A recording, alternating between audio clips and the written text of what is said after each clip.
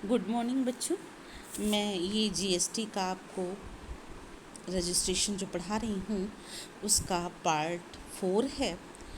जब रजिस्ट्रेशन हो जाता है तो एक इशू होता है सर्टिफिकेट, रजिस्ट्रेशन सर्टिफिकेट इशू होता है और एप्लीकेंट को अंडर रूल 9 के अकॉर्डिंग वो रजिस्ट्रेशन सर्टिफिकेट दिया जाता है। A certificate of registration in form GST registration 06 बच्चों 06 ये देखिए 06 दिखा रहा है आपका GSTREG 06 पर इसको इशू किया जाता है। और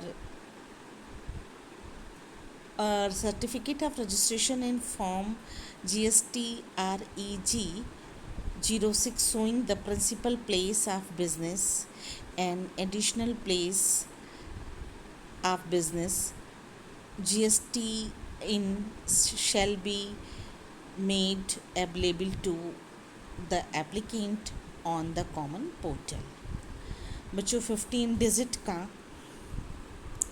की एक संख्या होती है, वो उसको बोलते हैं goods and service tax identification number, जिसको जीएसटी इन भी कहते हैं। आइडेंटिफिकेशन नंबर ये 15 डिजिट का होता है और जो व्यक्ति अपना रजिस्ट्रेशन करा रहा है वो 15 नंबर इस तरीके से होता है कि पहले जो 2 डिजिट है वो होता है कोड नंबर स्टेट का, जो फिर उसके बाद जो बाकी के 8 नंबर होते हैं ABCDE ये 5 और 1 2 3 4 ये 4 8 4 12 और 5 और 4 जो है 9 और ये 1 10। जो ये 10 नंबर का होता है PAN card number of manufacturer or trader or exporter or dealer, उसका पैन कार्ड नंबर होता है और वो मैन्युफैक्चरर है या डीलर है वो या एक्सपोर्टर, उस पर नंबर दिए होते हैं। अगर 1 है 1 लिखा हुआ है तो मैन्युफैक्चरर, ट्रेडर है तो 2, एक्सपोर्टर है तो 3 एंड डीलर है तो 4, ये उस पर लिखा होता है। Number of registration with in state, उसको किस जगह पर वो किस किस स्टेट में उसका बिज़नेस हो रहा है, किस किस स्टेट्स में सप्लाई है, लेता है या देता है, वो 2 लिखा होता है उस पर। फिर उसके बाद जेड जो है वो डिफ़ॉल्ट डिजिट है। बच्चों ये बहुत मायने नहीं रखता कि डिफ़ॉल्ट डिजिट क्या है। डिफ़ॉल्ट डिजिट की मीनिंग ये होती है कि ये नंबर भी ये भी लिखा होता है, जैसे एक से कई स्टेट में वो काम सप्लाई दे रहा है, तो अगर कोई एक ही स्टेट में दे रहा है तब तो उसका 2 डिजिट 2 पर हो जाएगा, लेकिन अगर वो कई स्टेट में दे रहा है तो जेड। और check code to detect error, कोई अगर पहचान जो उसका वो है रजिस्ट्रेशन है, अगर कोई गलती है तो वो उसके लिए ये कोड दिया जाता है। तो बच्चों ये जो है ये प्रमाण पत्र निर्धारित फॉर्म, एक फॉर्म प्रेस्क्राइब्ड है, उस फॉर्म पर GSTREG 06 होता है, इशू किया जाता है। और जो एप्लीकेंट है उसको ये अधिकार है कि वो रजिस्ट्रेशन, जो एप्लीकेंट है वो कॉमन रजिस्ट्रेशन सर्टिफिकेट को डाउनलोड कर सकता है कॉमन पोर्टल से। Registration certificate can be downloaded from common portal. ठीक, ये आपको क्लियर हो गया होगा बच्चों। जैसे अभी हमने आपको कहा 29, अब इस 29 की जगह पर अगर 07 लिखा है तो आप तुरंत समझ जाइएगा कि व्यवसायी जो है वो दिल्ली का है। ठीक है, ये क्लियर हो गया होगा आपको, उसका व्यवसाय दिल्ली से शुरू हो रहा है, दिल्ली में व्यवसाय करता है। ठीक, इसके बाद नेक्स्ट है आपका जो नेक्स्ट टॉपिक है वो ये है कि फॉर्म रिलेटिंग टू रजिस्ट्रेशन। बच्चों, क्या कौन कौन से फॉर्म होते हैं जो कि रजिस्ट्रेशन के लिए ज़रूरी होते हैं। इससे पहले हम आपको एक चीज़ और बता दें कि जो जीएसटी में certificate, content of the certificate होता है, ऐसे तो बहुत ज़रूरी नहीं है, लेकिन फिर भी हम उसको एक बार आपको दिखाई देंगे क्या क्या कंटेंट होते हैं। देखिए बच्चों, क्या क्या कंटेंट होते हैं। कॉमन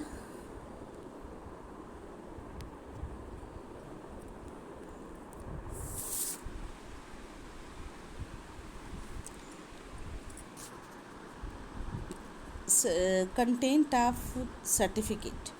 कंटेंट क्या क्या होते हैं देखिए।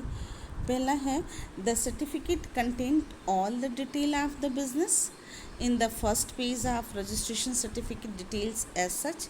पहले तो जीएसटी इन होगा, यानी कि जीएसटी आइडेंटिफिकेशन नंबर, फिर लीगल नेम होगा, फिर ट्रेडर नेम, जो ट्रेड नेम होगा इफ एनी, फिर है कॉन्स्टिट्यूशन को, किस क्या बिज़नेस क्या है उसका कॉन्स्टिट्यूशन, फिर है address, principal place of business, date of liability, period of validity, type of registration, particular of approving authority, signature etcetera, and display or display. फिर ये इस तरीके से उसका ये होता है। अब कोड भी दिए हुए हैं कि किस राज्य का क्या कोड है।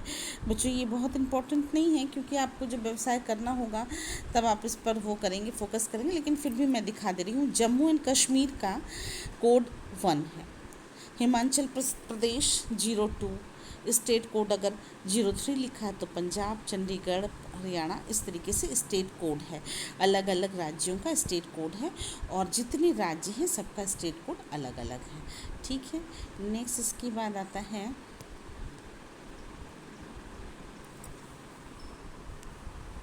देखिए बच्चों, नेक्स्ट टॉपिक है आपका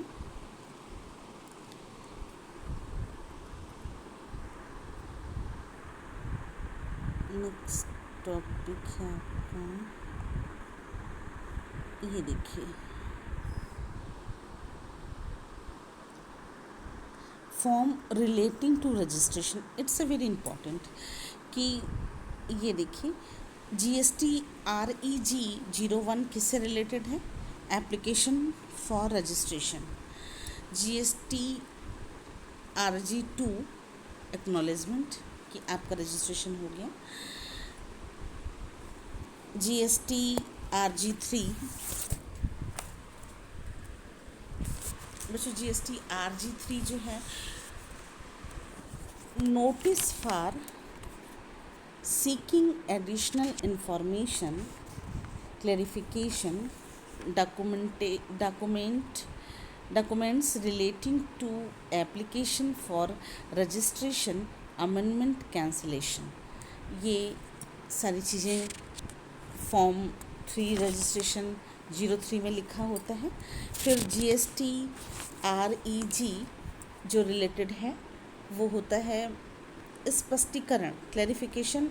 4 जो है वो है clarification, additional information, document for registration, amendment, cancellation. फिर 04 रजिस्ट्रेशन, GST रजिस्ट्रेशन 04 जो है 5 जो है वो है order of rejection on application for registration, जब रिजेक्ट कर दिया जाता है। Cancellation or amendment or cancellation, rejection and amendment order के लिए, यानी कि आवेदन पत्र के निरस्त करने के आदेश को 045 से प्रेजेंट करते हैं। फिर नेक्स्ट बच्चों, ये रजिस्ट्रेशन सर्टिफिकेट जो मिलता है, प्रमाण पत्र जो मिलता है, वो 06 से मिलता है, अभी आपको बताया। फिर 07 क्या है? 07 जो है application for registration as tax deductor at source under section 51 or tax collector at source under section 52, यानी कि TDS और TCS के अंतर्गत पंजीकरण का आवेदन। फिर इसके बाद है TDS अच्छा, आवेदन करने का होता है जब एप्लीकेशन देते हैं तो होता है 07।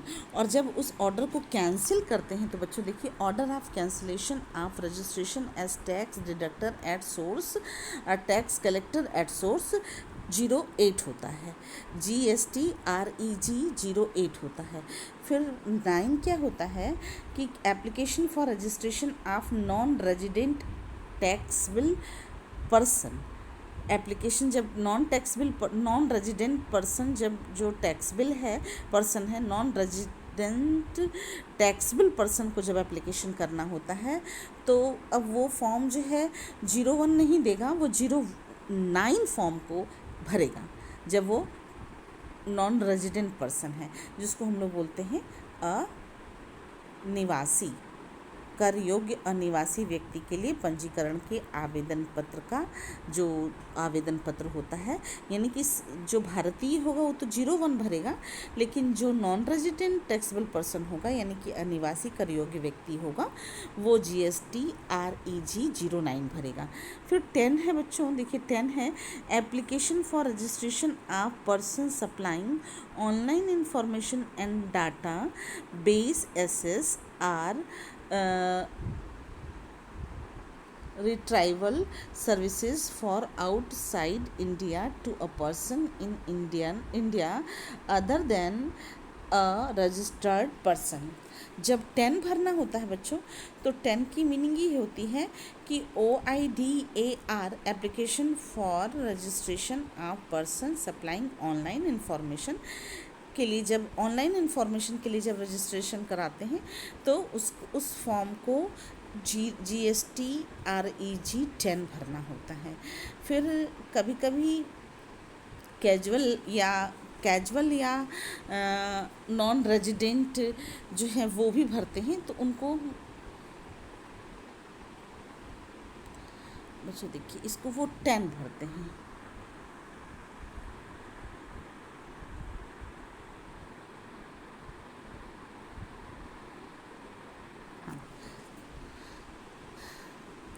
आकस्मिक एवं अनिवासी करदाताओं द्वारा जब पंजीकरण को आगे बढ़ाने का आवेदन पत्र दिया जाता है, जब नॉन रेजिडेंट फॉर्म भरते हैं तो वो 9 भरते हैं, लेकिन जब वो तो कुछ टाइम के लिए होता है, लेकिन जब उसको वो आगे बढ़ाते हैं, आगे बढ़ाने का मतलब कि अगर मान लीजिए डेट उनको एक्सीड कराना है, एक तो ये तरीका, दूसरा कि अगर वो कैजुअल हैं तो कैजुअल और नॉन रेजिडेंट दोनों अलग अलग चीज़ें होती हैं बच्चों। कैजुअल होता है कि कोई व्यक्ति आकस्मिक टैक्स के दायरे में आ गया तो वो कैजुअल हुआ है, तो तुरंत वो रजिस्ट्रेशन GST 11 भरेगा। और जो नॉन रेजिडेंट टैक्सेबल पर्सन है वो कुछ सम पीरियड के लिए होते हैं, तो उस पीरियड को उनको एक्सीड कराना, एक्सटेंड कराना है तो वो GST रजिस्ट्रेशन 11 भरते हैं। फिर उसके बाद है नेक्स्ट है order of grant temporary registration, जिसको सो मोटो रजिस्ट्रेशन भी कहते हैं, यानी कि अस्थायी पंजीकरण के लिए उनको रजिस्ट्रेशन GST रजिस्ट्रेशन REG 12 भरना होता है। फिर है GSTREG 13 application for grant urgent unique identity number two UN bodies embassies others, यानी कि कहने का मतलब कि आप समझ गए कि जो एम्बेसीज होते हैं, अदर्स होते हैं, उनके लिए यूनिक एक आइडेंटिटी नंबर का आवेदन, यूनिक आइडेंटिटी नंबर पाने के लिए आवेदन किया जाता है। फिर 13 है कि कोई एप्लीकेशन में अमेंडमेंट करने के लिए, अमेंडमेंट का मतलब संशोधन करने के लिए 13 बच्चों देखिए application form for grant of unique identity number. फिर 14 जो है उसमें 13 हो गया था, सॉरी 14 जो है वो है application for amendment in registration particulars order of amendment. कहने का सेंस कि इसकी मीनिंग ये होती है कि एप्लीकेशन में पंजीकरण में संशोधन का आवेदन पत्र देना। अब संशोधन का आवेदन पत्र देने के लिए उसको 14 भरना पड़ता है, और संशोधन का आदेश प्राप्त करने के लिए उसको आदेश के लिए 15, जैसे कि 14 उसने भरा तो 14 फॉर्म भरेगा वो अ, उसमें उसको अगर मान लो कोई अपने अपने एप्लीकेशन में रजिस्ट्रेशन अपने रजिस्ट्रेशन के उसमें कुछ चेंज कराना है तो 14 भरेगा, और जिससे उसका संशोधन हो जाएगा वो 15 होगा। और फिर एप्लीकेशन कैंसिलेशन ऑफ रजिस्ट्रेशन यानी कि पंजीकरण निरस्त करने का जो आवेदन पत्र होता है वो 16 होता है, यानी 16। फिर show cause notice for cancellation for registration यानी कि कारण पंजीकरण निरस्त करने का कारण बताओ नोटिस, वो होता है 17। फिर है reply to the show cause notice issued for cancellation of registration, जो कारण बताओ नोटिस का जो उत्तर होता है, जो रिप्लाई होता है, उसके लिए 18 भरा जाता है, 18 भरा जाता है। Order for cancellation of registration 19 भरा जाता है। फिर उसके बाद नेक्स्ट है कि order for dropping the proceeding for cancellation of registration यानी कि 20 जो है वो पंजीकरण निरस्तीकरण की कार्यवाही को रोकने के आदेश को भरा जाता है। फिर 21 जो है वो जो देखिए application of revocation of cancellation of registration यानी कि 21 जो भरा जाता है पंजीकरण निरस्तीकरण की वापसी का आदेश पत्र भरा जाता है। 22 जो है 22 देखिए order revocation cancellation of registration यानी कि 22 है पंजीकरण निरस्तीकरण की वापसी का आदेश। 23 जो है show cause notice for registration rejection show cause notice for rejection of application for revocation of cancellation of registration यानी कि पंजीकरण निरस्तीकरण की वापसी के आदेश पत्र को निरस्त करने का कारण बताओ नोटिस के लिए भरा जाता है। फिर इसके रिप्लाई के लिए 24 भरा जाता है। फिर 25 जो है सर्टिफिकेट ऑफ प्रोविजनल रजिस्ट्रेशन, फिर एक अस्थाई प्रमाण पत्र दिया जाता है 25 के अकॉर्डिंग। फिर application for enrolment of existing tax payer, जो विद्यमान करदाता के नामांकन के लिए विद्यमान करदाता जो कर रहा है, जो टैक्स पेयर है उसके नामांकन के लिए आवेदन पत्र जो भरा जाता है उसको 26 कहते हैं, GSTREG 26। और 27 है बच्चों show cause notice for cancellation and provisional registration. फिर अस्थायी पंजीकरण को निरस्त करा करके कारण बताओ नोटिस दिया जाता है, अस्थायी पंजीकरण को निरस्त करने का आदेश दिया जाता है 28। और 29 जो है वो application for cancellation of registration of migrate tax payer, जो कि मिग्रेट टैक्स पेयर की मीनिंग ही होती है 29 में प्रवासी करदाता जो होते हैं, मिग्रेट जो प्रवासी करदाता का पंजीकरण निरस्त करने के आदेश पत्र होते हैं का पत्र होता है। और जो लास्ट यानी कि जो रजिस्ट्रेशन 30 होता है form for field visit report यानी कि क्षेत्र भ्रमण की रिपोर्ट का फॉर्म जो होता है वो पूरा रजिस्ट्रेशन GSTREG 30 होता है। बच्चों ये बहुत इम्पॉर्टेंट है। रजिस्ट्रेशन ख़त्म हुआ और आपको क्वेश्चन आएगा, बहुत छोटा भी आ सकता है बड़ा भी आ सकता है, कि पंजीकरण की क्या प्रक्रिया अनिवार्य है। आता है क्वेश्चन कि what is the procedure for registration, पंजीकरण की प्रक्रिया क्या है। एक्सप्लेन मैंडेटरी रजिस्ट्रेशन, अनिवार्य पंजीकरण को समझाइए। इस तरीके के प्रश्न आते हैं। फिर आता है कि GST के अधीन व्यवसाय को पंजीकृत कराने से क्या लाभ होते हैं। What are the advantages of registration a business under GST। तो आपको बताया था कि जिनको इनपुट टैक्स क्रेडिट का लाभ लेना है वो रजिस्ट्रेशन कराते हैं। ये सारी चीज़ें आपको बताया था। बिना रजिस्ट्रेशन के कोई भी बिज़नेस नहीं कर सकता है। रजिस्ट्रेशन कराने की एक निर्धारित तिथि होती है। बिज़नेस के स्टार्ट करने के कम से कम 30 डेज़ के बाद या वो रजिस्टर्ड हो जाना चाहिए जीएसटी में।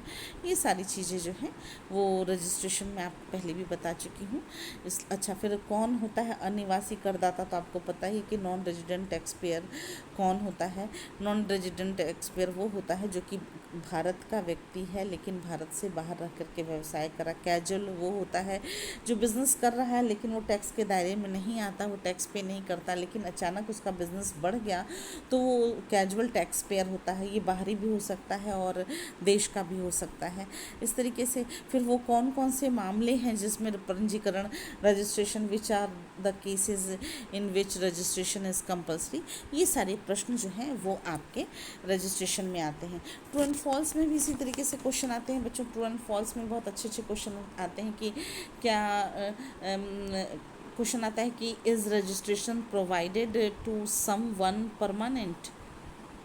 Is registration provided to someone permanent. क्या किसी व्यक्ति को प्रदान किया गया पंजीकरण स्थायी होता है? ट्रू और फॉल्स? ट्रू होता है, हाँ, यस। आपको इसका आंसर यस और नो में देना है। Is registration provided to someone permanent. क्या किसी व्यक्ति को प्रदान किया गया पंजीकरण स्थायी होता है? यस। क्वेश्चन है is registration required for UN bodies. क्या संयुक्त राष्ट्र निकायों के लिए वस्तु एवं सेवा कर का पंजीकरण आवश्यक है? यस।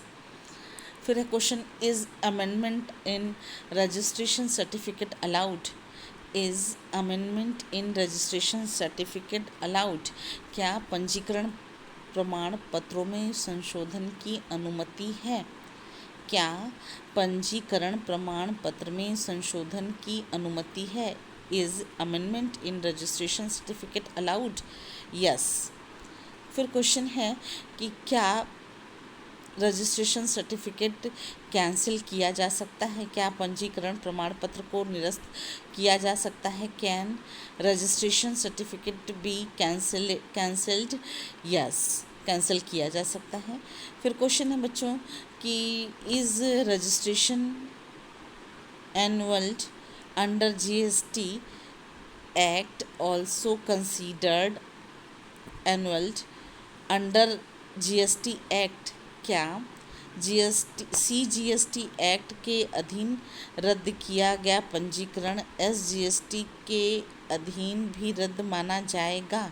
फिर से सुनिए कि जिसको केंद्र सरकार ने जिस रजिस्ट्रेशन को कैंसिल कर दिया, क्या उसको राज्य सरकार भी कैंसिल मान लेगा या राज्य सरकार उसको कैंसिल नहीं मानेगा? ये प्रश्न है। तो क्वेश्चन है कि क्या सीजीएसटी एक्ट के अधीन कैंसिल किया गया रजिस्ट्रेशन एसजीएसटी के एक्ट के अधीन भी कैंसिल माना जाएगा? Yes. Can any proper officer cancelled. बच्चों क्वेश्चन ध्यान से सुनिए। Can any proper officer cancel the registration. क्या कोई सक्षम अधिकारी पंजीकरण को स्वयं रद्द कर सकता है? यस। कोई भी अधिकारी पंजीकरण में अगर कोई रजिस्ट्रेशन में कोई गड़बड़ी है तो उसको कैंसिल कर सकता है। फिर क्वेश्चन है बच्चों is there any provision of centralised registration for service under GST law. क्या वस्तु एवं सेवा कर अधिनियमों में सेवाओं के पंजीकरण के लिए केंद्रीकृत विकल्प उपलब्ध है? नो, नहीं। फिर नेक्स्ट है is separate registration needed for ISD. क्या इनपुट सेवा वितरक को अलग से पंजीकरण कराना होगा? यस, कराना होगा। बच्चों फिर से सुनिए कि is separate registration needed for ISD. क्या इनपुट सेवा वितरक को अलग से पंजीकरण कराना होगा? ये समझ में आ रहा होगा आपको। इनपुट सेवा सर्विस डिस्ट्रीब्यूटर आपको बताए हैं कि इनपुट सर्विस डिस्ट्रीब्यूटर क्या होता है और इसको भी सेपरेट फॉर्म में रजिस्ट्रेशन कराना होता है। फिर क्वेश्चन है कि can a tax payer have multiple ISD, क्या एक करदाता के कई इनपुट सेवा वितरक हो सकते हैं? यस। फिर क्वेश्चन है कि is job worker registration mandatory, क्या जॉब वर्क का पंजीकरण अनिवार्य होता है? बच्चों जॉब वर्क में तो पंजीकरण उसका होगा जो मेन पर्सन होगा, इसलिए job worker registration is not mandatory, अनिवार्य नहीं होता है। फिर है is tax payer required to declare every business place owned by him at the time of registration, पंजीकरण के समय करदाता को अपनी सभी व्यावसायिक स्थल को घोषित करना होगा। यस बच्चों, ये आपको समझ में आ गया होगा। फिर है एक क्वेश्चन है कि can somebody claimed ITC and can collect tax without registration, क्या कोई व्यक्ति बिना पंजीकरण के इनपुट टैक्स क्रेडिट के का दावा कर कर सकता है, और दावा करने के बाद क्या उसको वो वसूल सकता है, कलेक्ट कर सकता है? क्वेश्चन नो, आंसर होगा नो। फिर है is PAN necessary for registration in GST, क्या वस्तु एवं सेवा कर में रजिस्ट्रेशन के लिए पेन का होना अनिवार्य है? Yes, without pen not registration, कोई registration, not any registration, registered company, कोई भी कंपनी जो है वो रजिस्टर्ड नहीं होती है। फिर बच्चों देखिए नेक्स्ट है कि is physical presence necessary for registration, क्या पंजीकरण प्रक्रिया में भौतिक रूप से उपस्थित रहना होता है? नो, ये ज़रूरी नहीं है कि भौतिक रूप से प्रेजेंट हो। बच्चों आपको कोई दिक्कत होगी, कहीं दिक्कत होगी, आप हमसे पूछिएगा, मैं आपको बार बार बताऊंगी, क्योंकि रजिस्ट्रेशन का जो चैप्टर है वो यहाँ आज ख़त्म होता है। ये आपकी जिम्मेदारी बनती है कि आप इसको पूरा पढ़िए, और पढ़ने के बाद अगर कोई दिक्कत आती है तो